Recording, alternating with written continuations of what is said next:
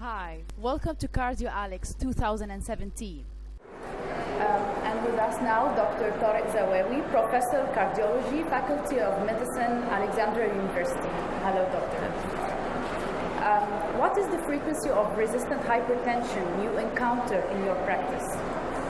Hypertension is considered as an important and major independent risk factor for cardiovascular disease morbidity and mortality, and is considered number one killer all over the world, and they call the hypertension is a silent killer.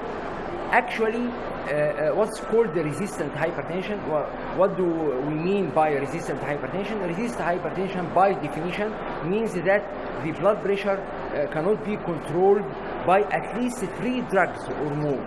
And this actually resistant hypertension, the incidence is not so much because most of the non-responders to the treatment, there is called pseudo-resistance. There is a lot of factors that contribute to what's called resistant hypertension. But I think the true resistant hypertension is not so frequent, and the incidence may be 5 to 10% of all hypertensive patients. Are they truly resistant, or do you always suspect patient non-compliance?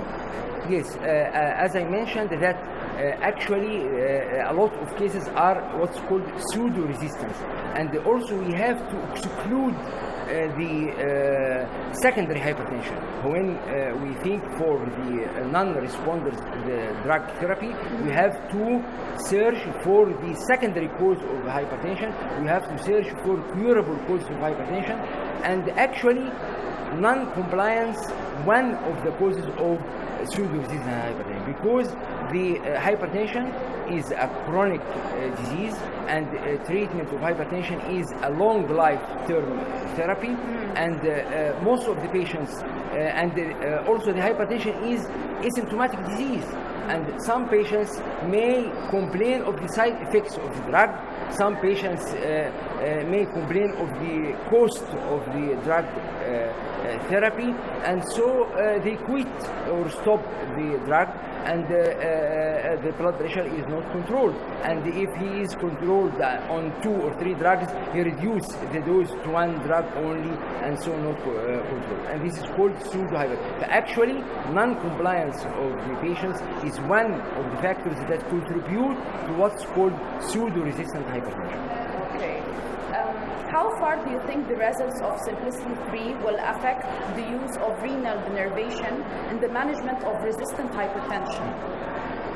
Renal denervation is one of the invasive therapy for the treatment of cold resistant hypertension, but actually Simplicity 1, 2, 3 found that no significant difference and no significant benefit from renal denervation, because actually most of the patients are actually pseudo-hypertension, and they try to improve the catheter ablation, to try to improve the technique for the denervation, trying to improve the results, and may hope in the future that renal denervation may have an important role. But actually nowadays still the drug therapy is the standard for the treatment, and the renal denervation is not so recommended. Okay. GNC8 caused much disorder regarding the target blood pressure in the over 60 age group. Do you think this will be resolved in future guidelines?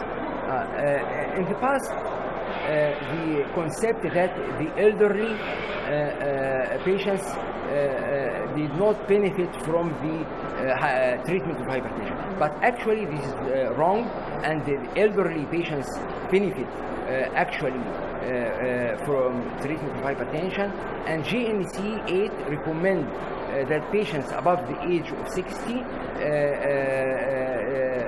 we have to treat hypertension, because hypertension is a risk factor for the stroke, for heart failure, for myocardial infarction in elderly. But most of the guidelines recommended that the target of the blood pressure to be less than 140/90. However, for elderly, most of the guidelines, including GNC8 guidelines, can recommend that the target may be less than 150 for elderly. But the target shifted to 140 to 150 systolic and 90 below 90 diastolic in the elderly. Thanks a lot, doctor. Thank you. Thank you. Have a great day.